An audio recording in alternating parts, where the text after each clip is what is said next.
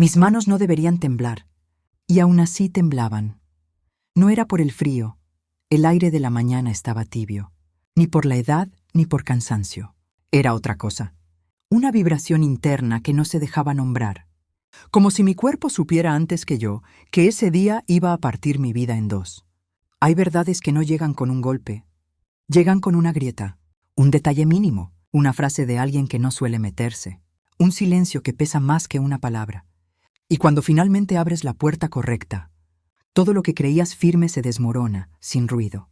Como polvo, lo que yo no sabía esa mañana era que estaba a punto de encontrar una caja escondida durante años, y que dentro de ella no solo había papeles, había un mapa de engaños y una versión de mi familia que yo nunca quise ver.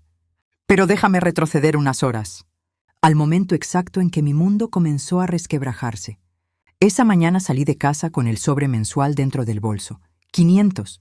No, 280, 280. La misma cantidad que yo había enviado, sin faltar, durante 36 meses a mis suegros para pagar la deuda que mi esposo, Leandro, supuestamente dejó pendiente cuando murió.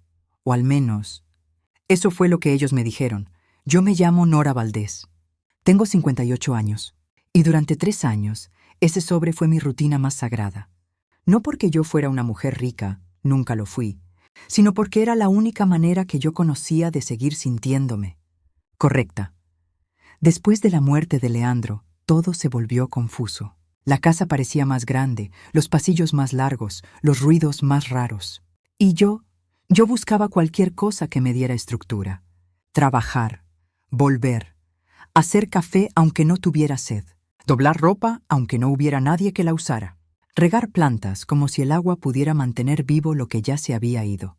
Y una vez al mes, separar esos 280, doblar los billetes, meterlos en el sobre, cerrar el bolso con cuidado, respirar hondo, como si ese acto por sí solo pudiera honrar su memoria. Yo iba caminando hacia la parada cuando escuché una voz detrás de mí. Nora, espera. Me detuve en seco. Esa voz la conocía desde hacía décadas. Era la de mi vecina, doña Estela. Vivía a una casa de la mía desde antes de que yo me casara. Una mujer mayor, de cabello blanco y manos pequeñas, con esa mirada de gente que ha visto demasiadas cosas y aprende a callar para sobrevivir. Pero ese día no venía caminando. Venía casi corriendo. Su cara estaba distinta. No era chisme. No era curiosidad. Era urgencia. ¿Qué pasa, doña Estela?, pregunté, sintiendo que el corazón se me aceleraba sin permiso. Ella miró alrededor, como si la calle pudiera escuchar. Después me tomó del antebrazo con una fuerza que no le conocía. No vayas a mandar ese dinero hoy. Te lo ruego. Mi garganta se cerró. ¿Cómo? Disculpe. No entiendo. Yo apreté el bolso instintivamente, como si dentro no hubiera billetes, sino una parte de mi dignidad. Doña Estela tragó saliva. El auto de Leandro, el que tienes guardado en el garaje, ¿lo revisaste alguna vez desde que él? No pudo terminar la frase. Yo sentí el nudo familiar subir desde el pecho. No he podido. Es demasiado doloroso, admití. Y la palabra doloroso se me quedó corta. Doña Estela cerró los ojos un segundo. Cuando los abrió, estaban húmedos. Necesitas revisarlo ahora, Nora, el maletero. Revisa el maletero. Y después ven a mi casa. Hay cosas que tienes que saber. Un escalofrío me recorrió la espalda. ¿Qué cosas?, susurré. Me está asustando. Su boca tembló. Debí hablar antes. Mucho antes. Pero no sabía si era mi lugar. Si debía meterme en asuntos ajenos. Y ahora me doy cuenta de que mi silencio te dejó sola frente a lobos. Ve, por favor. Ve a revisar el auto.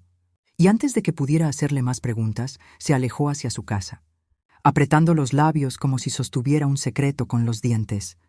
Yo me quedé parada en la acera con el sobre dentro del bolso, y un zumbido en la cabeza. Volví a entrar a mi casa como en trance. Cada paso hacia el garaje se sentía pesado, como si el aire estuviera hecho de arena. ¿Qué podía haber en ese auto que doña Estela conocía y yo no? ¿Y por qué me pedía que dejara de enviar el dinero? El garaje estaba oscuro, silencioso. Con ese olor a polvo guardado que se mete en la ropa, encendí la luz. Y ahí estaba. El sedán gris de Leandro, cubierto con una lona que había acumulado 3 años de polvo. Ese auto había sido su orgullo. Leandro lo lavaba cada sábado, lo aspiraba, Le limpiaba los vidrios por dentro, como si el mundo pudiera estar limpio si al menos su auto lo estaba. Yo solía reírme. «Eres obsesivo», le decía, y él sonreía sin ofenderse. «No es obsesión, Nora, es cariño. Uno cuida lo que ama». Durante 3 años yo no había tocado ese auto. Era como si tocarlo fuera a aceptar, definitivamente, que él no iba a volver a conducirlo. Me acerqué, puse la mano sobre la lona. El polvo se me pegó a la piel. Respiré hondo y tiré. La lona se deslizó con un sonido seco, revelando el metal debajo. A pesar del tiempo, el auto seguía impecable, típico de Leandro, siempre dejando todo en orden, incluso sin estar. Busqué las llaves en el pequeño gancho que estaba junto a la puerta del garaje. Ahí estaban, como si me hubieran estado esperando. Mis manos temblaban tanto que casi se me caen. Abrí la puerta del conductor. El olor me golpeó de lleno, ese olor particular. Mezcla de tapicería, plástico, un toque de cuero, y su colonia, todavía tenue, como una presencia que se niega a irse. Cerré los ojos un segundo y el recuerdo me atravesó. Leandro y yo habíamos estado casados 30 años cuando murió repentinamente, de un problema cardíaco que nadie vio venir. Un día estábamos discutiendo qué comeríamos en nuestro aniversario, y al siguiente yo estaba sentada en una sala fría, firmando papeles con un bolígrafo que no podía sostener. 55 años, demasiado joven. Yo tenía 55 entonces, ahora 58, y aún me despertaba algunas noches esperando oír su llave en la puerta. Sacudí la cabeza. Tenía que enfocarme. El maletero. Doña Estela había sido específica. Rodeé el auto y abrí el maletero. El clic del cierre sonó fuerte, como un disparo pequeño. Al principio parecía normal. La llanta de repuesto. Un gato. Unas herramientas. Trapos doblados. Nada. Y por un segundo pensé que tal vez doña Estela se había confundido. Que tal vez su urgencia era solo miedo viejo. Pero entonces lo vi. Un borde de cartón sobresaliendo apenas debajo de la alfombra del maletero. Mi estómago se contrajo. Levanté la alfombra, y ahí estaba. Una caja sellada con cinta adhesiva, escondida con un cuidado que no dejaba dudas, y en la tapa, con la letra clara e inconfundible de Leandro. «Para Nora, ábrelo cuando estés lista». Me quedé mirando esa frase como si la tinta pudiera moverse. «Cuando estés lista». ¿Lista para qué? Mis dedos tocaron la cinta. Y una parte de mí quiso cerrar todo. Dejarlo ahí, porque hay verdades que uno intuye, y aún así prefiere no confirmar. Pero otra parte de mí, una que yo no conocía, apretó la mandíbula. Rompí la cinta, abrí la caja. Dentro había carpetas, muchas, documentos, estados de cuenta, escrituras, fotografías, recibos, y encima, un sobre grande con mi nombre. Lo abrí. Saqué hojas escritas por Leandro, una carta. El corazón me golpeaba en las costillas. Fuerte, como si quisiera salirse, la escribí para ti, mi querida Nora. Seguí leyendo, y con cada línea sentí que algo dentro de mí se aflojaba y se rompía al mismo tiempo. Si estás leyendo esto, significa que ya no estoy contigo. Perdóname por no tener el valor de decirte estas cosas en vida. Perdóname por los secretos que guardé pensando que te protegía. Mis ojos ardieron, y aún así, seguí. Nora, la deuda que has estado pagando no existe. Nunca existió. El aire se me fue de golpe. Me senté en el suelo frío del garaje, incapaz de sostenerme en pie. Las lágrimas comenzaron a caer sobre el papel, manchando palabras, deformando letras, pero yo las leía igual, porque en ese momento la verdad era una necesidad física. No existe ninguna deuda. Si mis padres te dijeron lo contrario después de mi partida, están mintiendo. Y temo que lo harán, porque llevan años pidiéndome dinero, inventando emergencias, crisis que nunca existieron. Yo fui quien les prestó dinero, una suma considerable, dinero que nunca devolvieron. Sentí una náusea lenta subir desde el estómago. 36 meses. 36 transferencias, $2.80. Más de $10,000 enviados para pagar una mentira. ¿Y yo? Yo lo hice con la frente alta, creyendo que era lo correcto. Continué leyendo. La verdad es que me daba vergüenza, mi amor. Vergüenza de admitir que mis propios padres me manipulaban. Cada vez que intentaba poner límites, mi madre lloraba. Mi padre se enfermaba. Y yo cedía, siempre cedía. Recordé noches en las que Leandro volvía callado de la casa de sus padres. Yo preguntaba, ¿todo bien? Y él decía, sí, sí, todo, pero su voz no decía todo. Yo nunca insistí, porque yo también prefería la paz. Aunque fuera una paz construida con silencio, en las carpetas encontrarás documentos de todas las veces que les presté dinero. Encontrarás grabaciones de conversaciones y encontrarás algo más, propiedades y cuentas a tu nombre. Ahorros que guardé en secreto para protegerte de ellos, porque sabía que vendrían por ti. Me apoyé en el auto para levantarme. Me temblaban las piernas. Leandro lo sabía, lo había previsto. Había intentado protegerme, incluso desde más allá de su muerte. Hay una carpeta marcada con rojo. Ábrela. Ahí está todo lo que necesitas saber sobre quiénes son realmente mis padres. Y hay algo más, algo que descubrí poco antes de morir, y que me rompió el corazón. Busqué la carpeta roja con manos torpes. La encontré al fondo, la abrí, y el mundo cambió de forma. Fotografías de mis suegros en viajes al extranjero, hoteles, restaurantes caros, compras de lujo, recibos con fechas recientes, cuentas bancarias con sumas considerables, propiedades que yo jamás supe que existían. Pero lo peor no eran las cifras, lo peor eran los mensajes, conversaciones con otros familiares, frases frías, calculadas, sin una gota de culpa. Una frase en particular, escrita por mi suegra, me atravesó como vidrio. Nora es noble hasta la estupidez. Cuando él ya no esté, será fácil. Me levanté tambaleando hacia la puerta del garaje, buscando aire, como si el oxígeno pudiera barrer esa frase de mi cabeza. No podía creerlo. Esas personas que yo había llamado familia durante 30 años me veían como una tonta útil. Volví a la carta de Leandro necesitándolo, como si su voz escrita pudiera sostenerme. Sé que esto es doloroso. Sé que te sentirás traicionada, y quizá también por mí, pero necesito que entiendas algo. Intenté mantener la paz, especialmente por nuestros hijos. No quería destruir su relación con los abuelos. Nuestros hijos, Gael y Renata. Gael tenía 32 años, Renata, 29. Después de la muerte de Leandro, ambos se habían alejado poco a poco, como si la distancia fuera un abrigo. Las visitas se volvieron breves. Las llamadas, tensas, yo lo atribuía al duelo, a sus vidas, a la adultez. Pero Leandro escribió algo que me heló la sangre. Poco antes de mi muerte descubrí que mis padres hablaban con Gael y Renata, llenándoles la cabeza con mentiras sobre ti y sobre mí. Les dijeron que tú me controlabas, que yo era infeliz, que el dinero que yo ganaba lo gastabas tú en frivolidades. Intenté aclararlo, pero ellos estaban confundidos. Y yo iba a tener una conversación seria con todos ustedes. Pero entonces mi corazón, la carta terminaba ahí. Frase incompleta, cortada por la muerte. Me dejé caer contra la pared del garaje, aplastada por la información. Durante 3 años, yo había vivido dentro de una mentira. Había enviado dinero que no debía. Había sido educada con gente que me despreciaba. Y lo peor, mis hijos habían sido envenenados contra mí sin que yo lo viera. En ese momento alguien tocó la puerta del garaje. Me sobresalté. «Nora, ¿encontraste la caja?», preguntó doña Estela desde afuera. Abrí. Y al verme, ella supo, no hizo preguntas. Me abrazó. Un abrazo que no pedía explicación. «Ven a mi casa», dijo. «Hay más cosas que necesitas saber. Y necesitas oírlas antes de decidir qué hacer». La casa de doña Estela olía a pan tostado y té de manzanilla. Me sentó en su sala. Un espacio acogedor lleno de fotos, familiares y muebles, viejos que parecían tener memoria. Preparó 2 tazas de té y se sentó frente a mí. Sus ojos tenían compasión y culpa.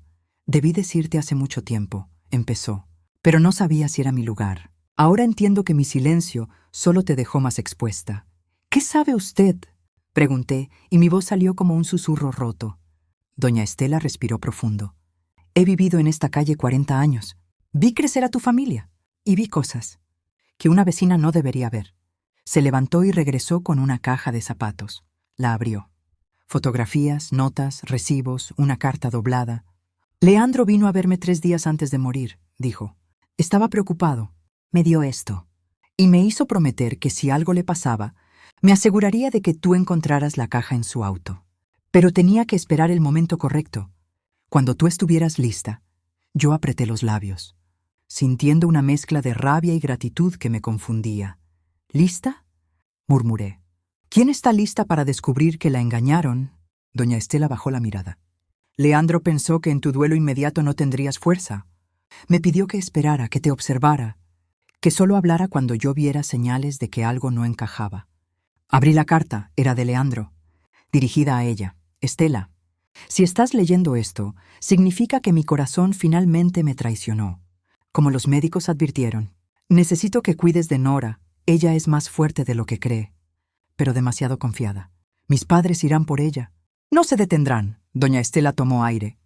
Después de que Leandro murió, empecé a prestar atención como él me pidió. Vi cuando tus suegros vinieron esa primera semana. Los vi salir de tu casa con una expresión que no encajaba con el duelo. Y luego, mes tras mes, te vi salir con ese sobre.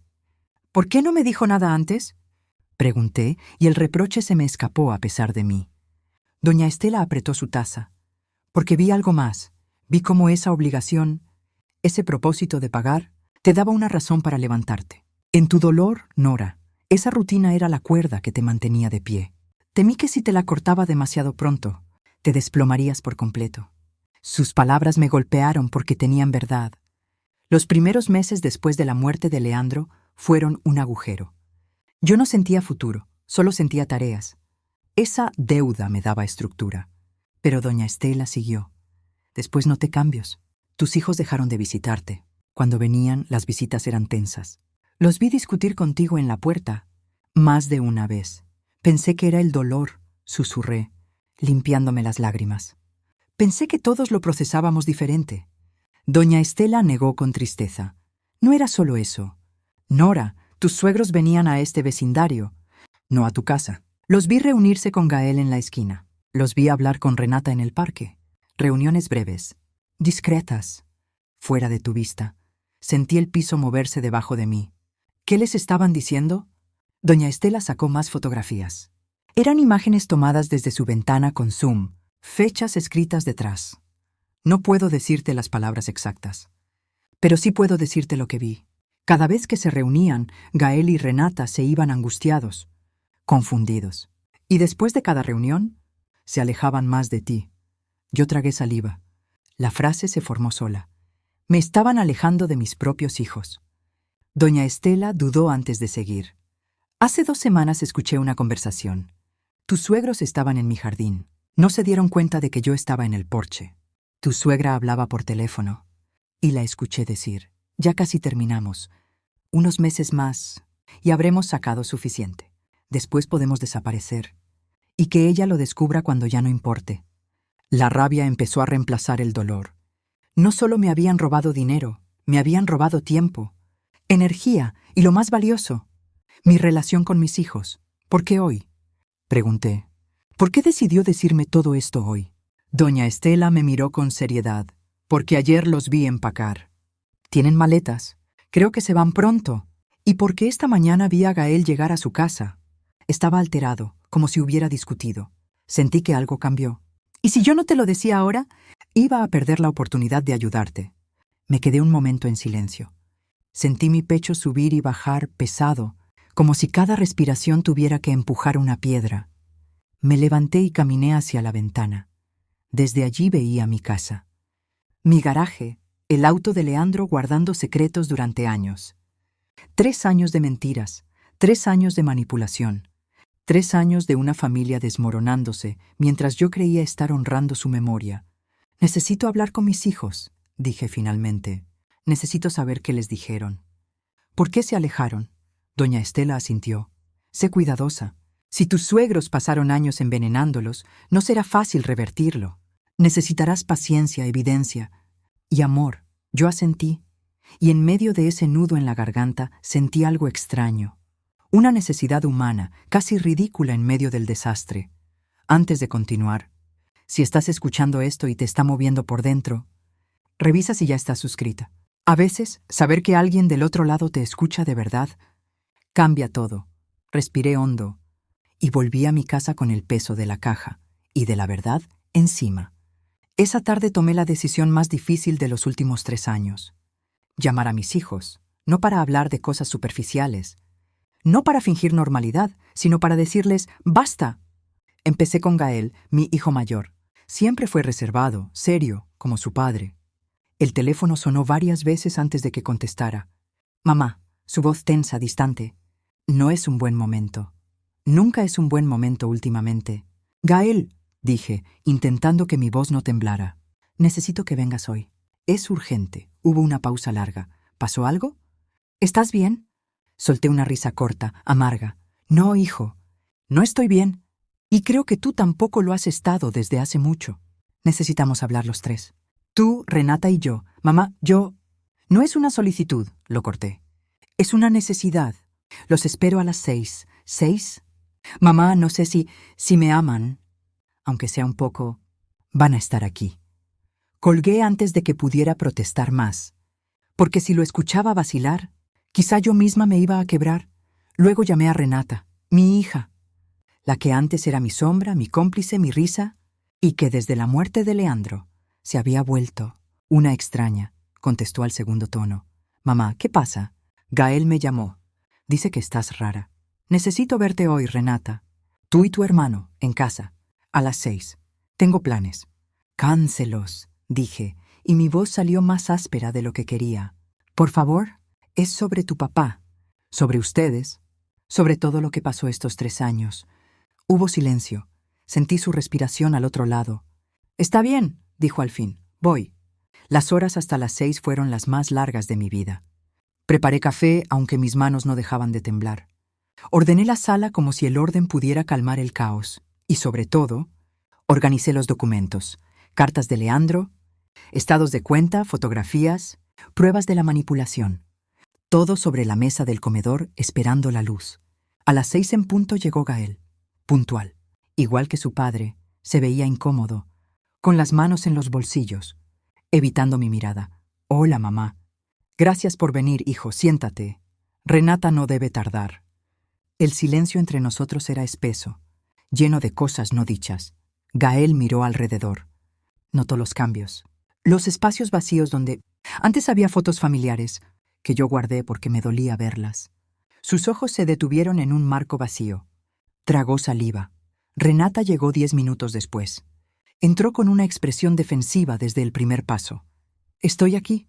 ¿De qué se trata todo esto? Los conduje al comedor. Se detuvieron al ver la mesa cubierta de documentos.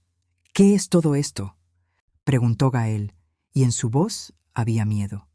«¿La verdad?», dije. «Pero antes, necesito preguntarles algo.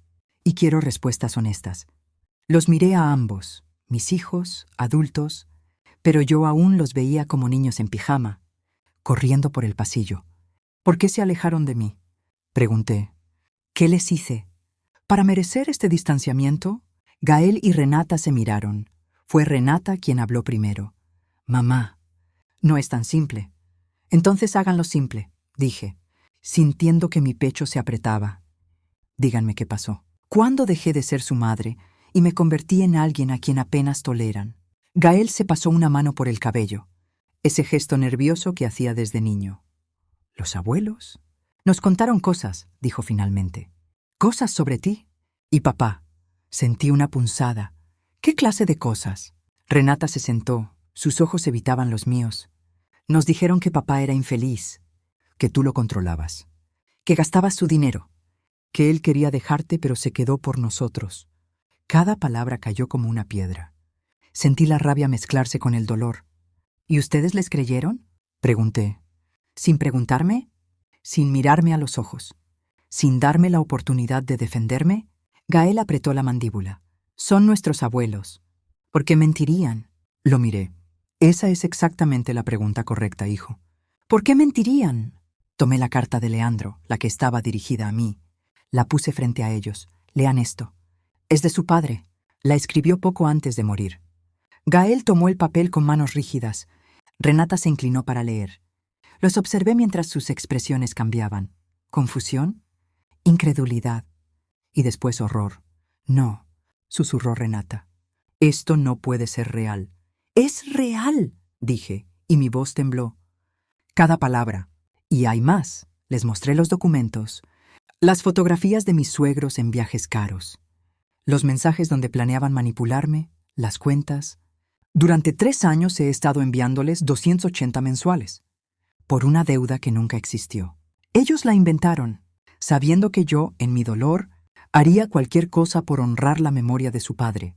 Gael se dejó caer en una silla, su rostro pálido. Nosotros no sabíamos, pero tampoco preguntaron, le respondí. Y esa frase me dolió a mí también. No me dieron el beneficio de la duda. Soy su madre.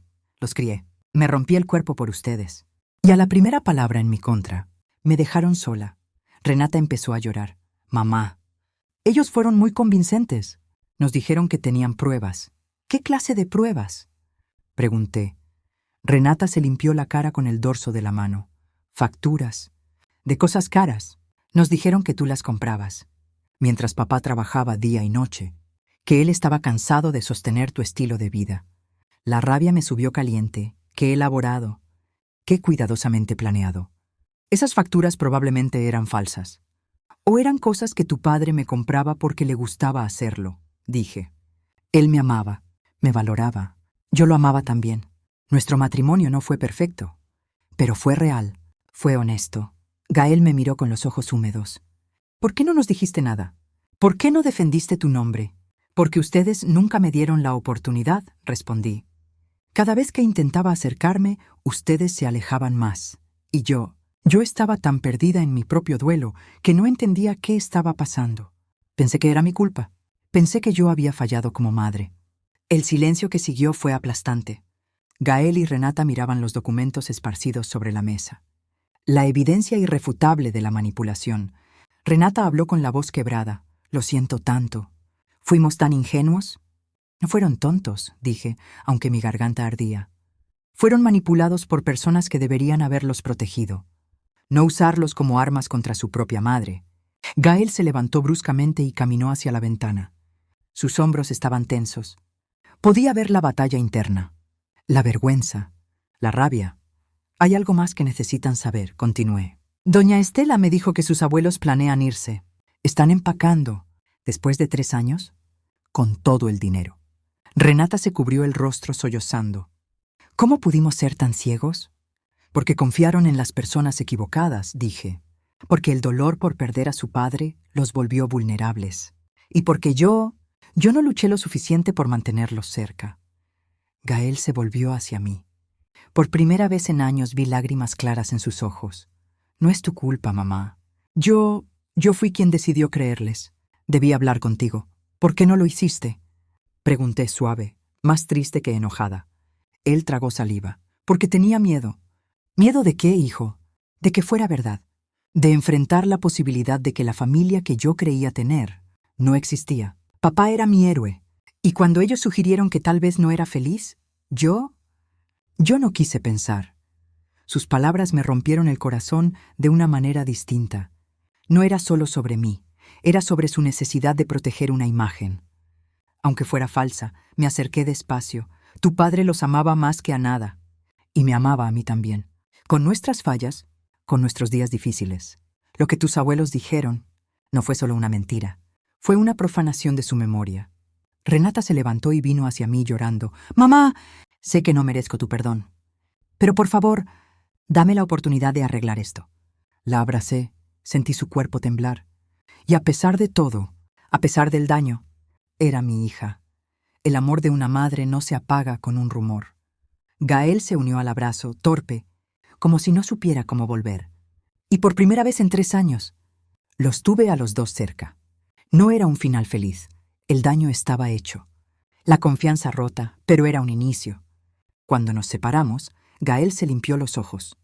«¿Qué vas a hacer con ellos?», preguntó. Respiré. «Todavía no lo sé. Parte de mí quiere enfrentarlos. Exigir que devuelvan el dinero.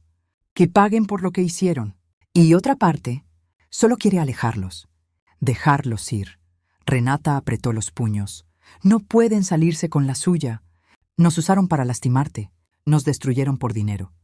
Gael asintió con determinación. «Déjame hablar con ellos. Déjame ir y decirles que se acabó». «Hijo», murmuré, «no sé si necesito hacerlo, mamá. Necesito mirarlos a los ojos y decirles que sé quiénes son, que no tendrán acceso a esta familia nunca más». Lo miré. Ya no era el niño confundido. Estaba convirtiéndose en un hombre que su padre habría respetado. Está bien, dije, pero no va solo. Iremos los tres, como familia. Renata asintió. Juntos. Esa noche nos sentamos y planificamos. ¿Qué diríamos? ¿Qué mostraríamos?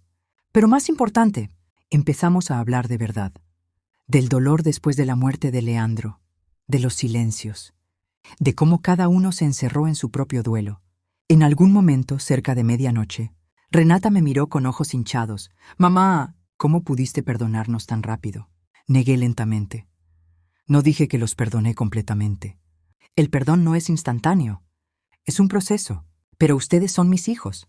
Y a pesar del dolor, nunca dejé de amarlos. Eso no significa que todo esté bien ahora. Significa que estoy dispuesta a intentar reconstruir.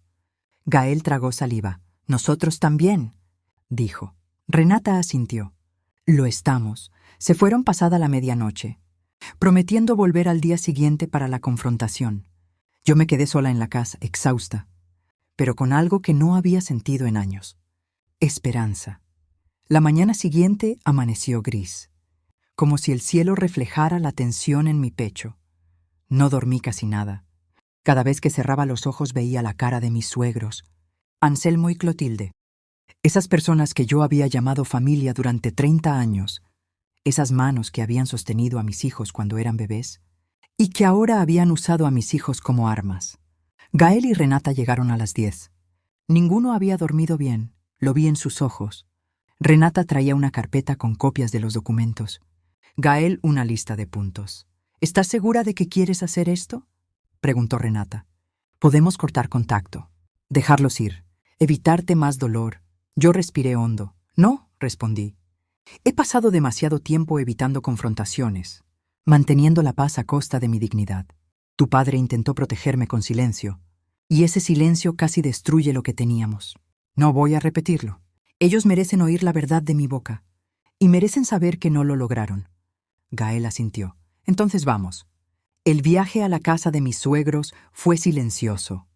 Vivían a 20 minutos, en una casa modesta que Leandro les ayudó a comprar años atrás.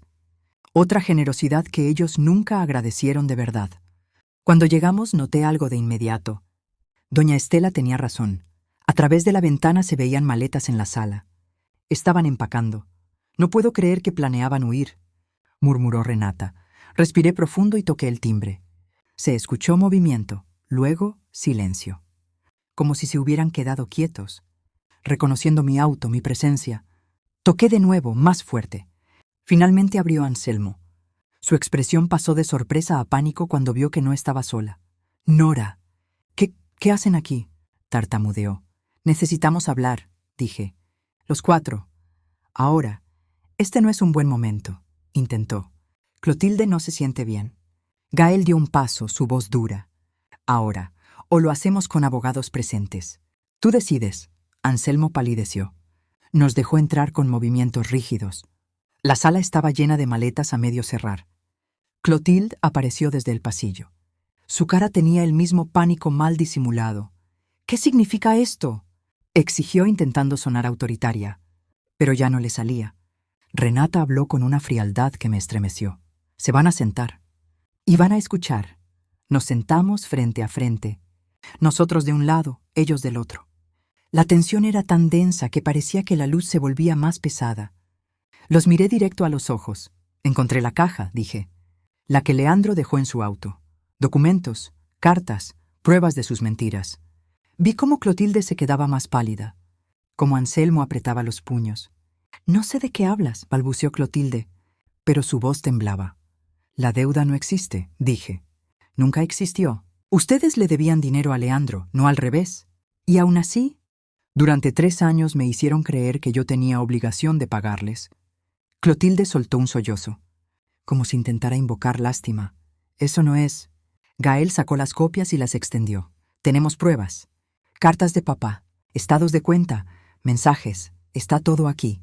Y lo más repugnante es que nos usaron a nosotros para lastimar a nuestra madre».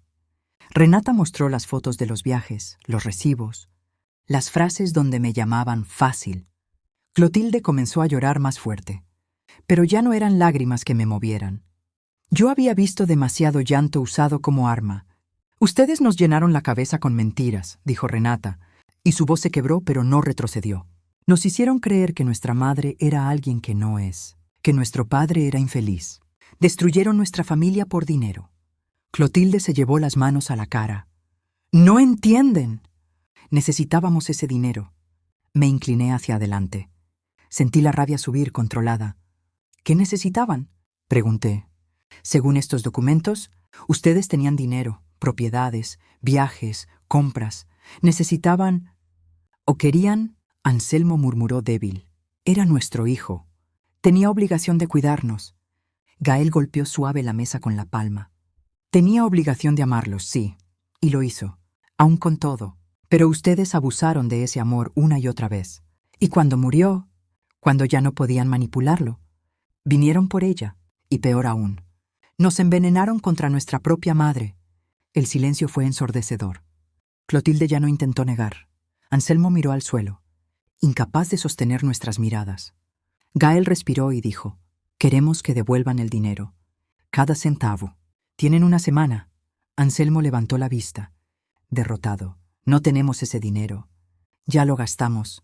Sentí un frío en el pecho, pero mi voz salió firme. «Entonces venderán algo. Un auto, una propiedad, joyas, lo que sea.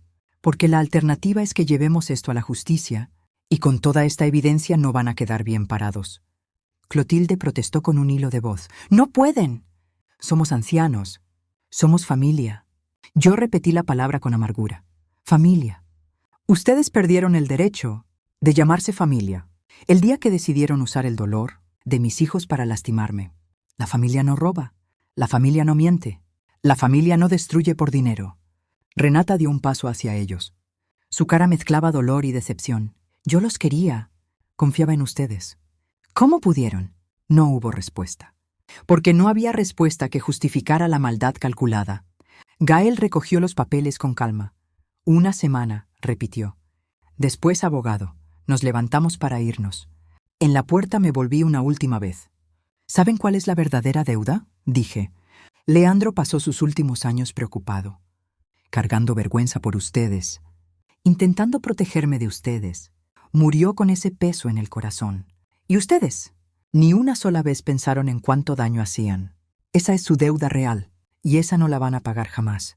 Salimos de esa casa con la cabeza en alto. No fue fácil. Fue doloroso, desgarrador, pero necesario. En el auto, de regreso, nadie habló durante varios minutos.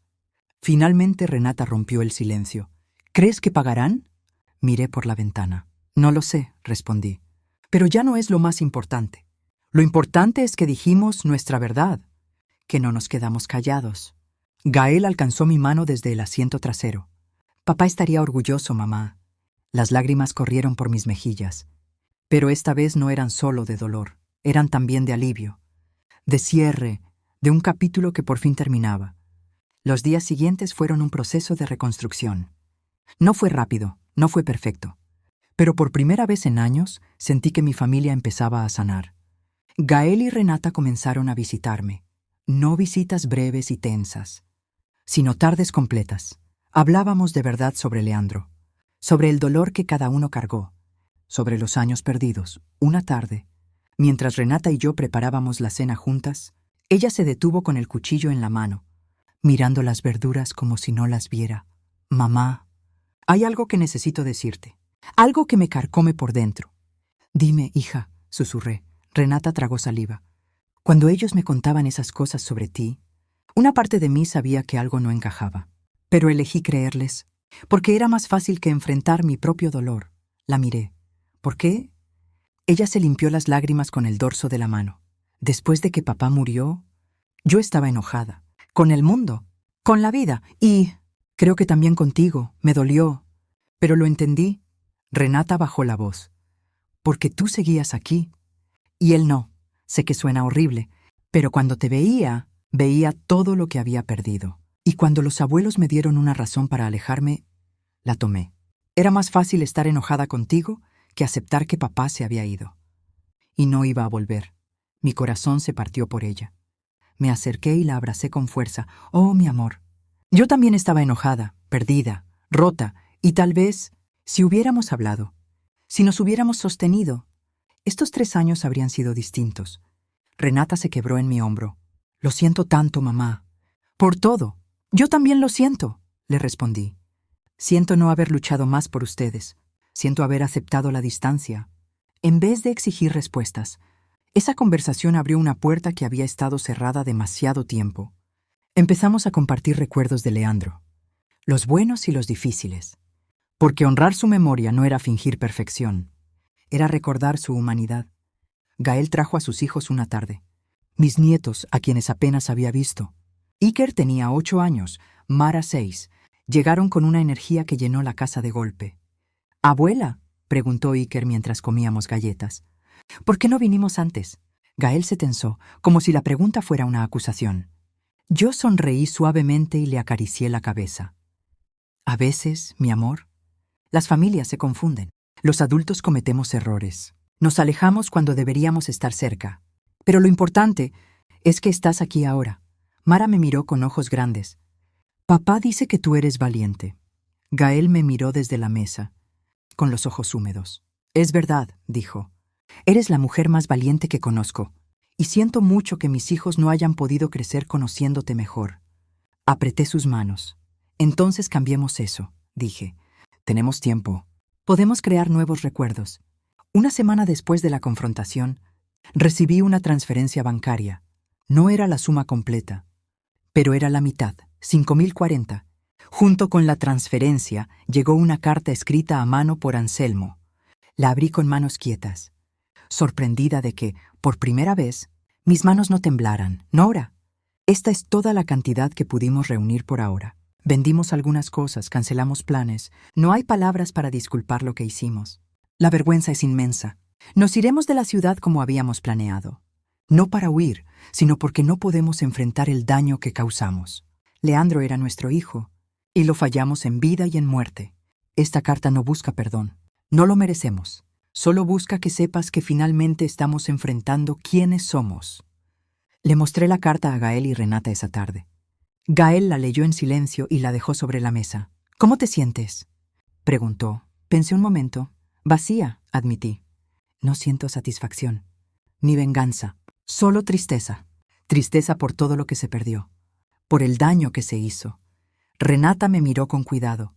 ¿Los perdonarás? Miré por la ventana. La pregunta ya no me quemaba como antes. No lo sé.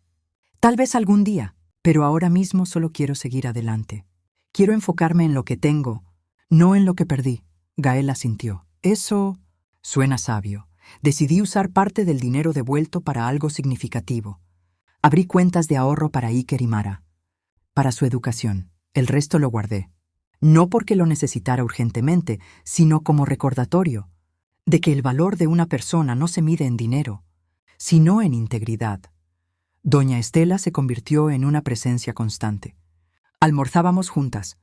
A veces solo tomábamos té en silencio. Una tarde me dijo, ¿sabes qué admiro de ti, Nora?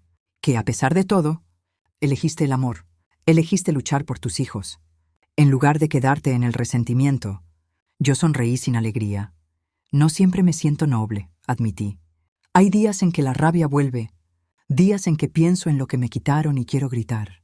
Doña Estela asintió. Eso es normal. El perdón no significa olvidar o fingir que no pasó nada. Significa decidir que el veneno no va a arruinar el resto de tu vida. Sus palabras se me quedaron adentro. Un mes después, Renata organizó una cena familiar. Ella, su esposo Matías, Gael, su esposa Laura, los niños y yo. Era la primera vez en años que estábamos todos juntos sin tensión. Durante la cena, Gael se puso de pie con su copa. «Quiero hacer un brindis», dijo, «por mamá, que nos enseñó que nunca es demasiado tarde para la verdad, y que la verdadera fuerza no está en evitar el dolor, sino en atravesarlo y salir del otro lado más fuerte». «Por mamá», repitieron todos. Yo los miré, mi familia reunida, y sentí una emoción que no había sentido en años. Gratitud. No gratitud por el dolor, sino por haber sobrevivido a él. Esa noche, sola en mi casa, saqué la última carta de Leandro que quedaba al fondo de la caja. El sobre decía, leer cuando estés lista para seguir adelante. Lo abrí. La escribo para ti, Nora. Si estás leyendo esto, Significa que ya descubriste la verdad. Significa que enfrentaste lo que yo no tuve valor de enfrentar en vida. Estoy orgulloso de ti donde sea que esté.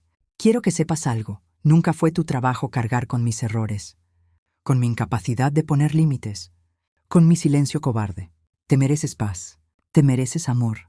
No dejes que el dolor te defina. Eres mucho más. Vive, mi amor. Vive sin culpa. Ese es mi último regalo. La verdad que te libera. Siempre, Leandro. Doblé la carta con cuidado. Lloré. Pero esta vez era un llanto distinto. No era vacío, era cierre. Susurré al aire. Gracias, amor. Por protegerme incluso después de irte. Por darme las herramientas para volver. 6 meses después de descubrir la verdad, mi vida había cambiado de maneras que nunca imaginé. No era perfecta, no había un final de cuento de hadas, pero había algo mejor. Había autenticidad, había conexión real. Había amor expresado en acciones, no solo en palabras. Un sábado por la tarde, mientras preparaba almuerzo para toda la familia, me detuve un momento a observar la sala. Gael jugaba en el suelo con Iker y Mara, construyendo una torre de bloques que inevitablemente se caería entre risas.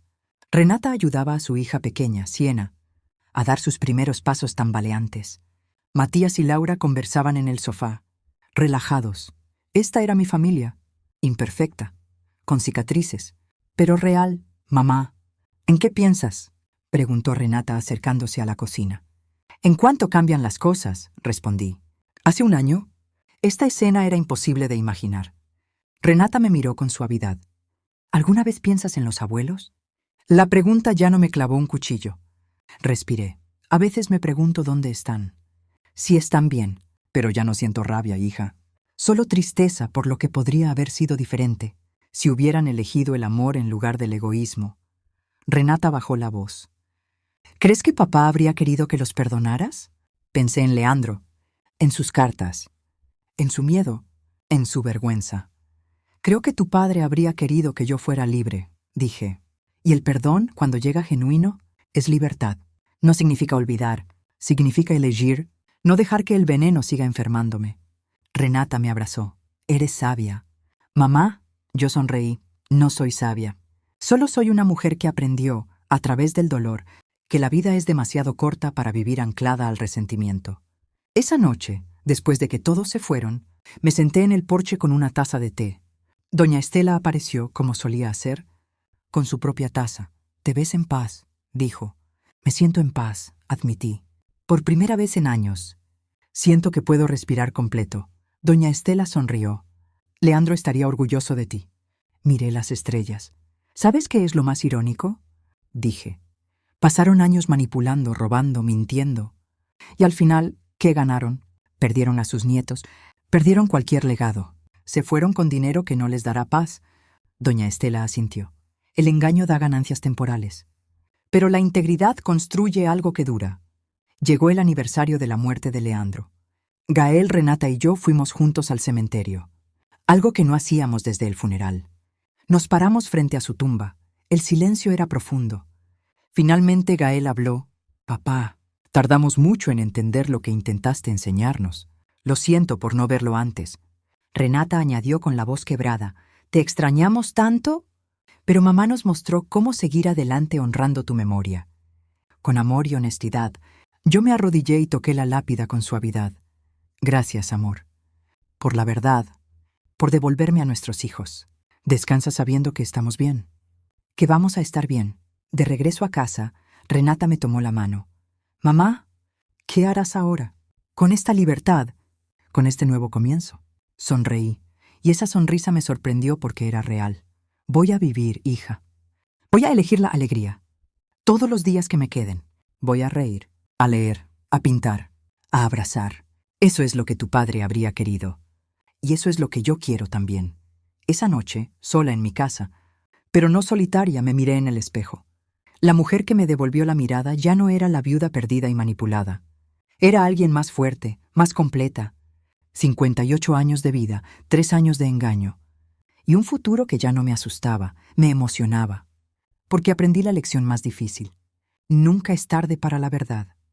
Nunca es tarde para sanar. Nunca es tarde para elegir el amor sobre el resentimiento. Si esta historia tocó tu corazón, no olvides dejar tu like y suscribirte al canal para más historias que invitan a la reflexión sobre la familia, el perdón y la resiliencia humana. Cuéntanos en los comentarios, ¿alguna vez tuviste que enfrentar una verdad difícil en tu familia? ¿Has logrado reconstruir relaciones que parecían rotas para siempre? Comparte esta historia con alguien que necesite recordar que la verdad, aunque duela, es el primer paso hacia la sanación. Nos vemos en la próxima historia. Hasta pronto. Y que la verdad siempre te haga libre. Aviso importante. Esta es una historia 100% ficticia, creada exclusivamente con fines de entretenimiento y reflexión. Todos los personajes, nombres, situaciones, eventos y circunstancias son producto de la imaginación y no representan a personas reales, familias existentes ni situaciones verídicas. Cualquier similitud con personas vivas o fallecidas, eventos reales o situaciones específicas es pura coincidencia.